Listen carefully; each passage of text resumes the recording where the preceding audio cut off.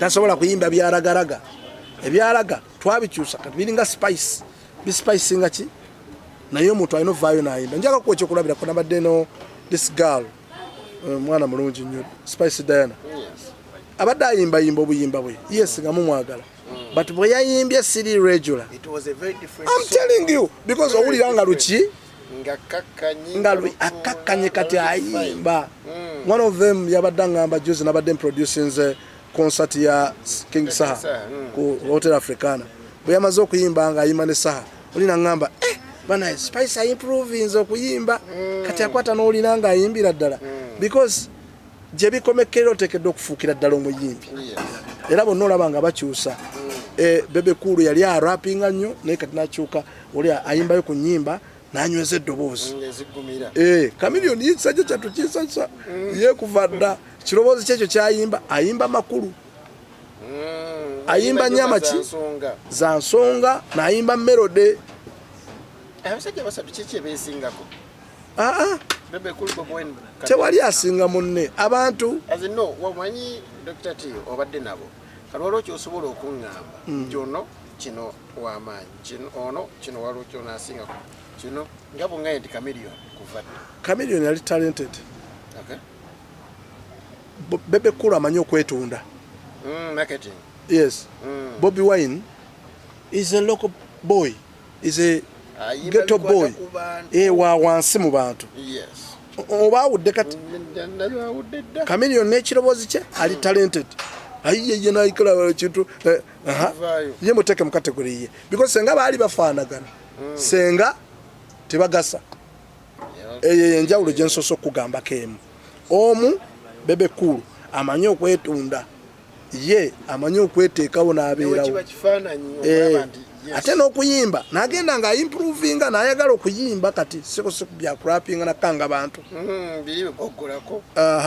kati ayimba n'awulira nga ayiza bambi agezeko ku ddoboozi si ddungi nnyo naye ng'era agezaako okukola ki okuyimba Bobi Wine eddoboozi si ddungi nnyo naye ayimba nsonga ne wayimba kiyimba kye kyalaavu akiteekamu obukodi alina art ayina art yayina nalukangakanga ansonga bonna bayina ebintu ebirungi byanjawulo ntegera kyemugamba nga boonoobuuza nti Misa Kisemakula baawukana ku ki bonna bayina ebintu byanjawulo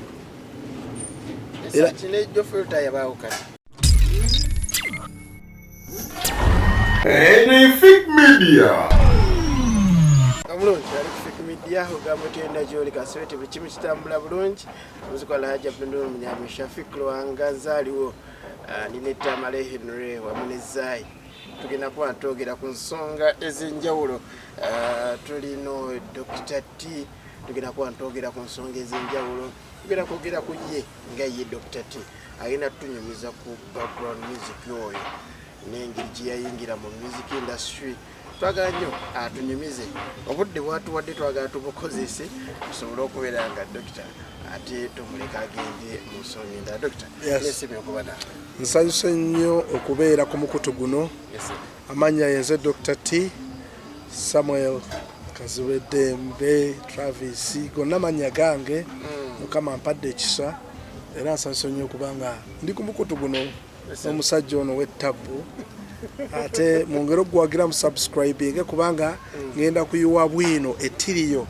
eri ebintu ebimu kubanga obulamu bwange kyakuyiga my life is a full lesson it's a full subject about life and how you can change your life so you can use my life to change your life jetuyinteeyo nabo kimu kyetuwulira tuwulira kimu nayitirako wa Dr. T nayitirako wa Dr. T ekyo nekyo kyenyumirizaamu tunabatandika nga tetunata kyenenyumirizaamu sandise kwenyumirizaamu naye kwega nkyebaliza Katonda ayina engeri gyagabiramu abantu ebintu eyewuunyisa nti nze obulamu bwange gye nakulira gye buvudde tewaaliwo kigasa yali Katonda ye yayamba nazaalibwa omusajja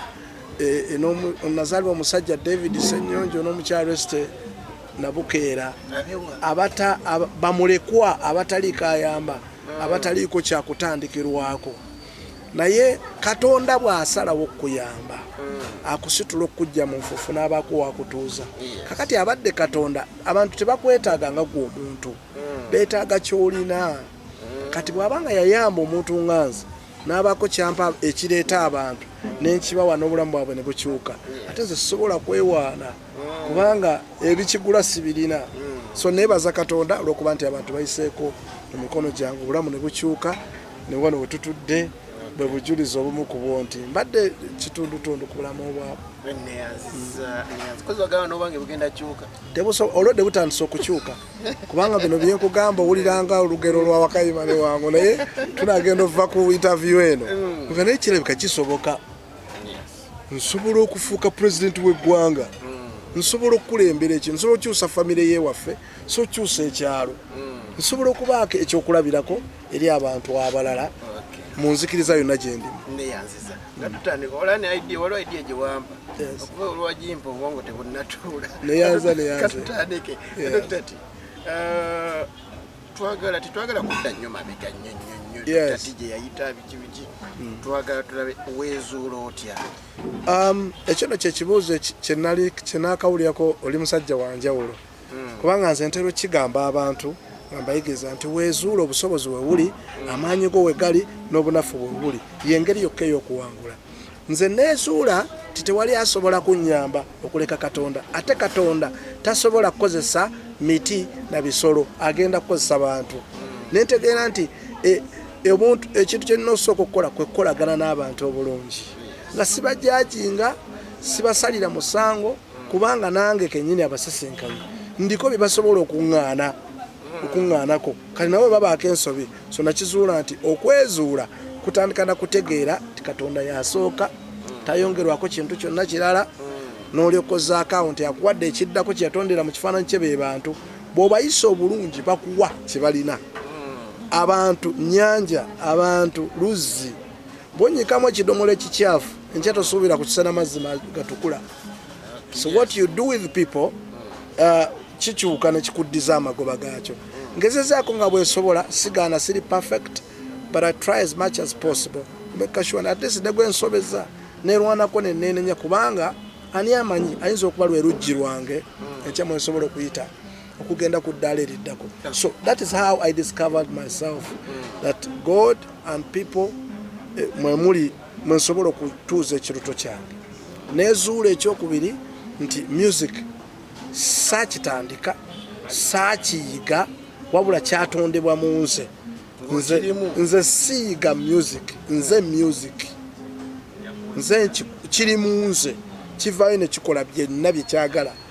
Katonda mwene yatudde mu nze. Bw'ayagala okubaako kyakola in the area of music, nze nga nkugirayo kye nnina, nga nkikuteeraawo, nga kigenda kikuzimbira ennyumba, kizimbira mama w'ennyumba, emmotoka ogigula, ng'obulamu bukyuka, abadde talina linnya ng'olifuna. That's it. So nga kikuwa ate n'omutima gumu, kubanga nina bingi, atudde mu nze alina bingi. Neyanze kakati otandikirawo. Nga bwe nkugambye nti music saamutandika nga bali bagamba nti natandikira mu church. Nze okuva obuto famire yange, kitange musician, amanyi dances, amanyi okuyimba, ne mmange nakati olwaleero era muyimbi mu kanisa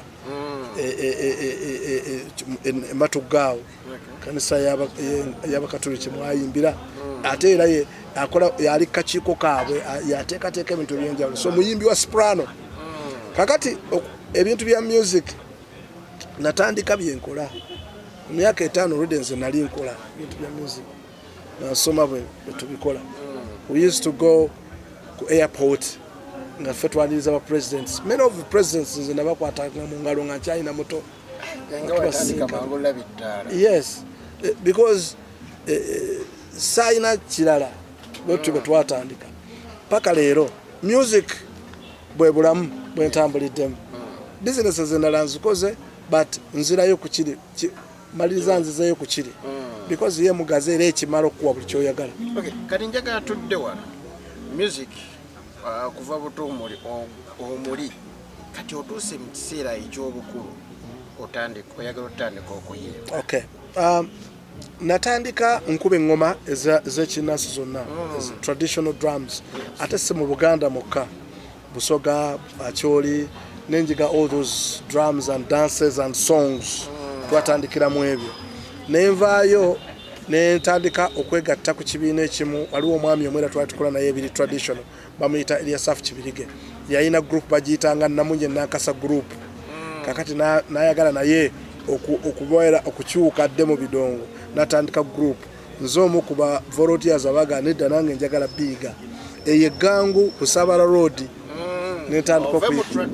nentandika okuyiga gita ndi muntu atayagala kubeera wantu nga songerako oba ntegerekese njiga bwe mala okuyiga ate njagala okuba nga nakyenkugattako naawe nze siyagala nnyo kubanga nkola naawe nga gwompa njagala nnyo kubanga nkuwa nga nze nkuwa kintawanyiza nnyo most of the times kane njiga gita ebusaabala eyo era omusajja oyo akyaliwo if you want to have the entire testimony about my life Eliasaf Kibirige waali musajja akolyawo kati nakaseraawo era mwali nengenda nenjiga ebidongo ebyo ntandika okuba kadongo kamu twatandikira mu group gyenzijukira bagiyita Makuge Guitar Singers tutandika otambula nsoma bwe nkuba ebidongo ebyo nvaayo ku ssomero Makuge omugenda mu mwaka ki? I think ebintu ebyo biri mu 1993. Okay.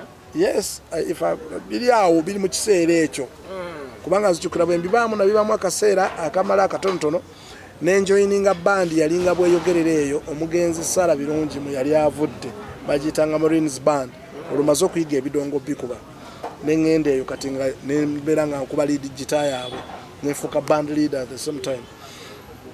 Omwami omu bamuyita Mbaziira yali ku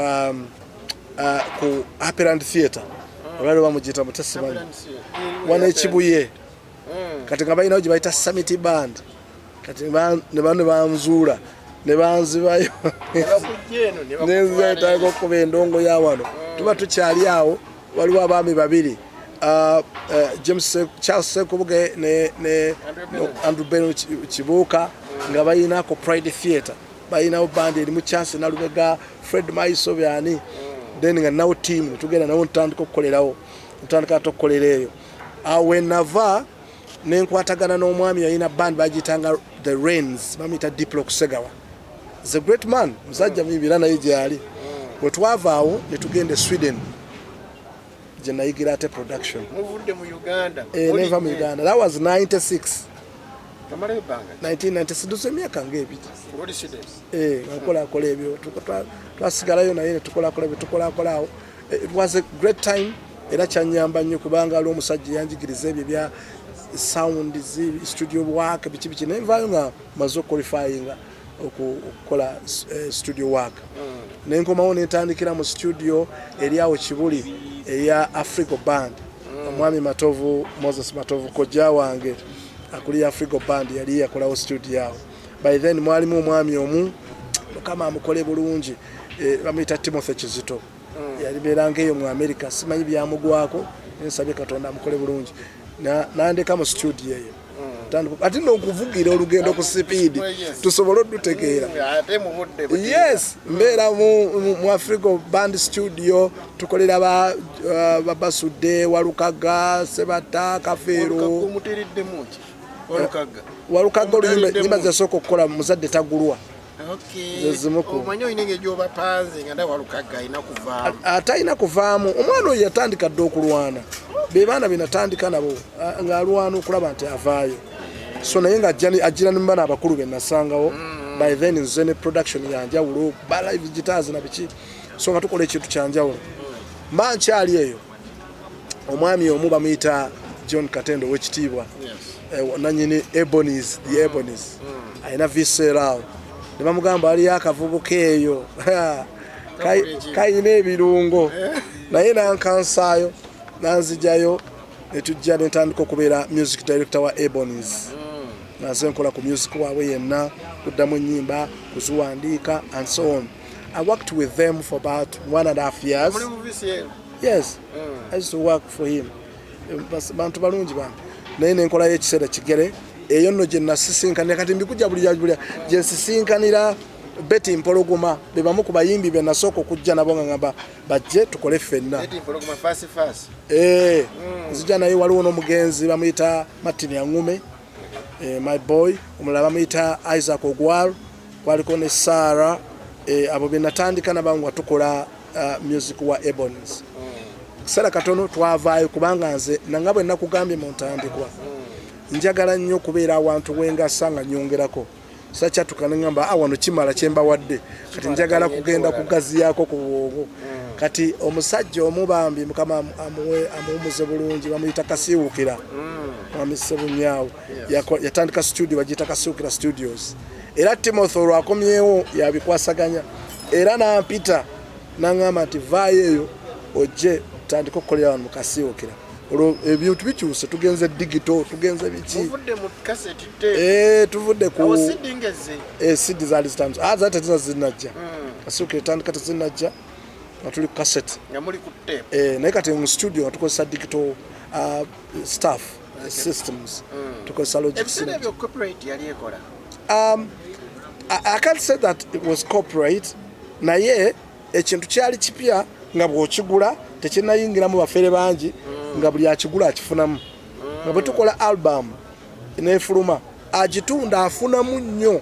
kubanga tewaaliwo ba pirates ekibiseera ebisinga kireta corporate for olw'okuba wano mu Africa tujja waliwo mutawaana corporate yeyina okusooka nga pirates tebanajja kati batandika ogirowoozaako ng'ebintu olwedde bigonza straight buli omu ayingidde byonoonese buli omu atandise okuyingira mu business and so on but bwe twakolera ebiseera ebyo byakasiwukira abantu bangi boolaba olwaliro bamisa Kisemakulu abalutaaya Paulo Kafeero omugenzi babasudde bani Silver Kyagulanyi mention any bonna tosaasira bonna gwe mentioning omuyimbi yenna ayina kababe ba Chameleon banyumirwa music w'ekiseera ekyo kubanga wafulubyanga album number ate ne bagigula esente ezigasa omuyimbi yayimbanga byamayinanga album ye ngagamba kale nze ngenda kuyimba album naye gwe distributor mpe emmotoka nga distributor ngagimuwa freely nga tatidde lwa nsonga akimanyi ono ayimba bafulumya album ye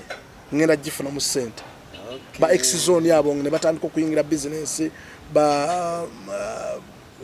Kasajja and Sons baaliwo Emporium bagulanga albums bangi nyabo ne bayingira mu business ba Tubro Lucidi ne bayingira mu business so kyali kirungi nnyo by that time but neneyongerayo studio neyongerayo we nava ndowooza nenfuluma eggwanga nenzirayo Sweden netandika ate okubeera eyo nga gyenkolera emirimu nga nokyala obukyazi kati nga wano ovuddewo nga nvuddewo Sweden wali okolayo nali nkolera studio work nazimba era ne studio emu gye nali nkoleramu neza mikwano gwange mwaliwo mukwano gwange bamuyita Peter twali tukola studio awo tukolakola emirimu egy'enjawulo ne family okomawo dde nkomawo nga ntandise okulaba industry yaffe kagambe yali neetaaga sobeneko kata ba Betty Mpologoma basala boyogeddeko wabaleseewa of course mu lugendo lw'enkunyumiza lwonna olwo bazimbibwa Basemakula balutaaya embesonyi sibogedde kubanga ekyo nakyo kigazi nekubuulira olugendo lw'ebyo ate nalugazi njagadde otegeere nti mu bulamu bwabwe bebamu ku bayimbi be twajja tusitula nga tutandise okugamba nti twagala goba wano music w'abakongo aba South Africa ekinkomyawo okuva e Sweden mu 1998 kukyusa ndongo ya wano ne creating a beat eyo bayita band beat yes sir nenjitandikira abasinga obungi mu bayimbira abayimbi bonna bamanya abasinga obungi so ne tukola ebintu ebyenjawulo tufusinga nenkola fusion ya reggae kusu biki ne tuyiyayo ekintu ekyaffe twayinanga ekintu ekyannomanga I remember in 2002 I think walingawo ekitoobero kyategekebwanga CBS but ebiseera ebisinga ekivulo ekyo kyategekebwanga ng'okujjuza abantu bayina kuyita muyimbi w'ebweru basobole okugattako abawa neŋŋamba nedda ekyo tekiriba katukube endongo tutandika okukuba endongo eyo tugikompearinga tugiscan tukola beats tukola ki in 2005 I think nali nva na bweru eyo nenkomawo wategese ekitoobero nagenda okulaba nga tebateese mu muyimbi waawa ekirooto kyange kyali kimaze okutuukirira nensanyuka nga ndaba abayimbi baffe abalinga ku bigere basimbye amamotoka backstage twagasimba ng'eyo mabega ku line weluti nga bonna abayimba baawa olwo bakamiliyoni bazze ba Bobi Wine bazze. Bobi Wine I remember namukolera oluyimba lwasooka lwe bayita Kagoma ka Lubendera olukola nze producer waalo era album twagironkingira ku Crested Tower. Ate ndoza abantu batandika n'omumanya nnyo. Yes, Kagoma ka Lubendera. So ne tukola ebintu. So tuvaawo nesalawo nesooka nzirayo ate nkomawo olw'okuddamu okuzimba era industry buto. Kyenzudde nti ebintu bingi bitusuubuye ekisookera ddala ye corporate. Mbadde omukulembeze mu UPRS, CMO Correcting Society, tuzimbye associations, tuzimbye ebintu ebyenjawulo byetubaddemu. Naye tukyasumbibwa ekyo kyokka. Olugendo lwa music lwetaagamu kati omukono omuneneko. Nga tunagenda otandise otya okuyimba? Okuyimba waliwo natonnaba kwogera kuyimbako. Kale mane njogera ku byenkoze mu production biki. Mu mwaka gwa 2000 twatandika okufulumya 1998 ntandika okuwandiika ennyimba ezasooka nganze nga writer nga gwaziwandika 1999 Beti Mpologoma bani ntandika okuwandiika ennyimba ezafuluma mu 2024 nasalawo neŋŋamba kanso nasanyuka kansooke nebaze Katonda nena kanyimba y'oluyimba nenyimba oluyimba baluyita Gwa Nyamba. Yes, of course. Kati imagine lwafuluma mu 2005 nentandika okukola music mungi owange naye nga bwenkolera n'abayimbi abalala. Yes, ate nga bwempandiikira n'abalala. Yeah, of course, nakati mbulira mpandiikira abantu nkola ebintu ndowooza music bina. Kati njogere bayimbi kubanga banayogera ennyimba bijja kuba bingi kanjogere bayimbi bisasema kola muwandiikira Aluna Mubiro muwandiikira Catherine Kusasira muwandiikira Sophie Nantongo muwandiikira Angela Kalu muwandiikira Betty Mpologoma muwandiikira Babatini bangi go wandike enkola ya takisi. Olosirwa Olosirwa simanyi kyabaawo naye music asooka kati ngoyo Catherine Kusasira bawe yasoka yamuwandiikira but is a producer zinatandika okumukolera music naye ennyimba ezizeekaawo zonna nakati waliwo n'olupya lwe tuli mu kukola. Yes, zagenda okufulumya. So that is bwe natambula nabo paka olwaleero paka lututuuse ekiseera nga music waffe akkirizibwa kikye nagambye nti twalwana kukyusa music waffe wa Uganda akyusibwa era ngenza okulaba nga n'abavubuka bazze abaana abavubuka ne bajja ne bayimba ebyo bayimba raga dancehall biki mwe mujjidde ba Bebe Kulu mwe mujjidde n'abaana abayimbi abalungi nga ba radio ba Wizo okogera ku bavubuka abato botegeeza kyangamba nti bazze luvannyuma bwe yave basanga tuzimbye omusingi music wa Uganda tewali yali amuwuliriza kubanga ebyo bye twasangawo baragadi nga babiyimba ba rastarobo babiyimba ninga babiyita bya kiyaayi kati fene tusooka tuteekawo omusingi ogw'ekintu ekikulu okuyimba oluyimba nga lusobola okunyweza omukazi mu bufumbo lusobola okugolokosa omuvubuka n'agenda n'akola lusobola okunyweza abadde okwetuga n'abireka lusobola okutereza ku society kantuteekawo nti music waffe kyatunzi munatuka ekiseera nga mugula kati bagenda okwongera okuyimba bakamenya bagira ba Bebe Kulu ba Bobi Wine ngulede omusingi weguli kubalina otandikira so tubayita bato batusangawo muyinza okuba muli myaka gyegimu tuli myaka gyegimu naye kye baali bakola nga tekisobola kutuula mu bbanga so ffe ne tuteekawo omugongo era bwe bayimba ne bayimba oyogenda okulaba bayimba ne bayimba ng'addayo ng'ayagala kuyimba kino nina kati mukwano gwange and Bebe Kulu twogere ku Bebe Kulu twogere Chameleon twogere ku Bobi Wine bw'ayagala okuyimba ekyensonga alina kuyimba mu ngeri eno tasobola kuyimba byaragaraga ebyaraga twabikyusa kati biringa spice bispicinga ki naye omuntu alina ovaayo n'ayimba njaga kuwa ekyokulabirako nabadde no this girl mwana mulungi nnyo Spice Diana abadde ayimbayimba obuyimba bwe yes nga mumwagala but bwe yayimbye siri regular it was a very different I'm telling you because owulira nga luki nga akakkanye kati ayimba one of them yabadde ngamba juzi nabadde producing concert ya King Saha ku Hotel Africana bwe yamaze okuyimba nga ayimba ne Saha olina ngamba bana Spice improving okuyimba kati akwata n'olina nga ayimbira ddala because je bikomekero tekedde okufuukira ddala omuyimbi era bonna olaba nga bakyusa Bebe Kulu yali arapinga nnyo naye kati nakyuka oli ayimbayo ku nnyimba nanyweza eddoboozi Chameleon yisajja kyatukiisasa ye kuva dda kiroboozi kyekyo kyayimba ayimba makulu ayimba nyama ki za nsonga n'ayimba melody abasajja basatu kiki ebeesingako Bebe Kulu Bobi Wine tewali asinga munne abantu azino wamanyi Dr. T obadde nabo kalwalo kyosobola okuŋŋamba kyono kino wamaanyi kino ono kino waliwo kyona asinga kino nga bungaye nti Chameleon kuvadde Chameleon yali talented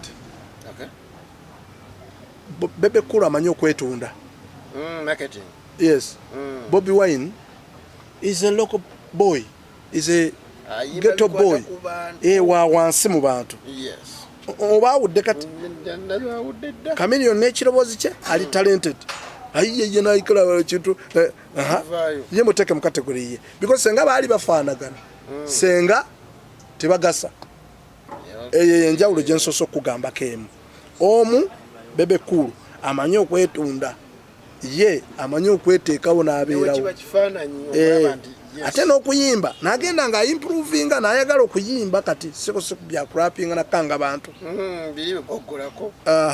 kati ayimba n'awulira nga ayiiza bambi agezeko ku ddoboozi si ddungi nnyo naye ng'era agezaako okukola ki okuyimba Bobi Wine eddoboozi si ddungi nnyo naye ayimba nsonga ne wayimba kiyimba kye kyalaavu akiteekamu obukodi alina art ayina art yayana nalukangakanga and so on bonna bayina ebintu ebirungi byanjawulo ntegera kyemugamba nga bona obuuza nti Misa Kisemakula baawukana ku ki bonna bayina ebintu byanjawulo nnyo bw'obasanga era ku stage tosobola kugamba nti Lutaya byakola Semakula byakola Semakula is a vocalist muyimbi wa ddoboozi eri open eriggomevu ate performa nnyo ekyokubiri tayimba nnyimba za mukwano zokka ayimbayo ku nnyimba ezaki kati Lutaya ayimba nnyo love muntu wa romantic voice eli kam kubanga ebyo byonna byonna omuntu abyetaaga waba awuliriza yeetaaga awulireko ku kino na kino and so on is also my boy naye mulungi kuba yanyimba nsonga eddoboozi yinza okuba si ddungi nnyo naye bwe tubeera mu studio mufuna engeri gye mukwatamu ne mujjamu ekiri beta message nesobola okuyitawo ngosobola ogiwulira kino kiyinza okuweteramu obuzibu sigaze eddakiika ntono Dr. Timothy thank you twalaba bateesembye eyo abantu bagamba nti nga bwe tuwulira omuntu ng'ayimba mu studio lulimba lufulumye lwaki wano ku live tusiwe tumuwulira ekisookera ddala lwaki mukikola nnyo ekyo tekirina ngeri gye kittamu muyimbi no okutuusa eddoboozi lye no njagala kuwa ekyokulabirako waliwa bwe wali olabye ku bagole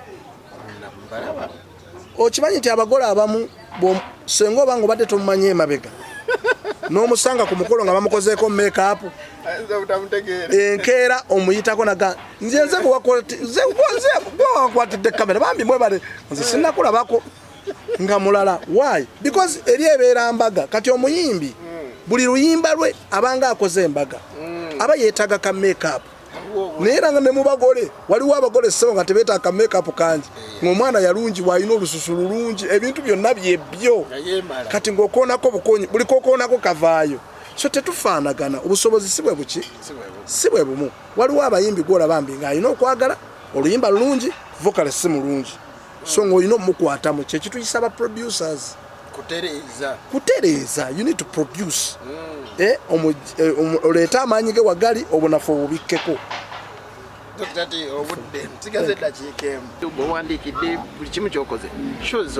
Nkoze bands nyingi netandika ebintu bingi era biri successful naye kimu ku byo na graduatinga nengenda kati producing big shows concerts enene emu kuzo yali ya Mr. Kisemakula okwali ne Ssaabasajja Kabaka wa Buganda yali ku Africana yesebo ne producing ya Catherine Kusasira yaliko president w'eggwanga General Yoweri Kaguta Museveni wabulwa naye yali yiyo era nayo zena producing aneziramu ne producing ya Semakula ku Serena Hotel 46 years Mr. Semakula recent nayo nze producing kati nsembezaayo eri recent ya King Saha Ebiseera ebyo.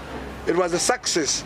Abantu banyumiddwa senga mbibeeramu nteekamu omutima gwange gwonna ne music ne production bojja kulaba nga byanjawulo. It was very successful. Yes. Naye njagala ku King Saha yennyini. Yes. King Saha owedda ne King Saha wakati. King Saha akyuse nnyo kubanga kati ayimbira nsonga takyayimba bwesajusa akuze te nebaza nnyo abavubuka leero bakyusa ekirowoozo ekyaliwo omuyimbi alina kubanga ali awo bwate but these boys bawulira omulango tusiba tukuba oba muyimbi kola nnyo wezimbira akayumba teketeke businesses endala obeere ne mu bintu ebirala okwekulaakulanya so bagenda babikola era olabanga bantu banjawulo ddala. Kigambo kikyo totubuulira ekisembayo mu music industry kati weeri kati. Yes. Politics tajoonoonye. Kyenjagala bagamba politics talina kyatayonoona naye ate yazimba. There is no leadership without politics. Tosobola gamba nti oli politician nange nalinga nkyogera mbu siri politician but everyone is political. Everything is political. Without politics, you will not see leaders. So bukyupa obukkiriza bukubibwa abayimbi. Ebyo byonna process ya kukyusa bintu. Babu kubanga big eye nayogeddeko naye kati namutadde ku Africana n'ayimba nga bamwagala. Ebintu bikyukakyuka. What you do kyenatandikiddeko kutambula n'ebintu bwe bitambula kwata bulungi abantu they can basobola okuddiramu okusonyiwa n'okomawo bw'okomawo kola ekituufu.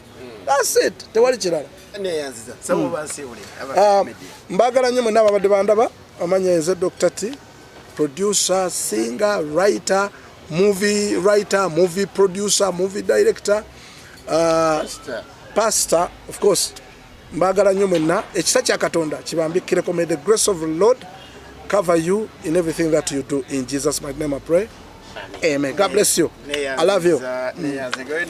Dr. T, mukirize tubasiule wano tudamale Henry zaitun lwa sampijja sigadenze Shafiq Lwanga. Dr. Neyanza mbere bulungi.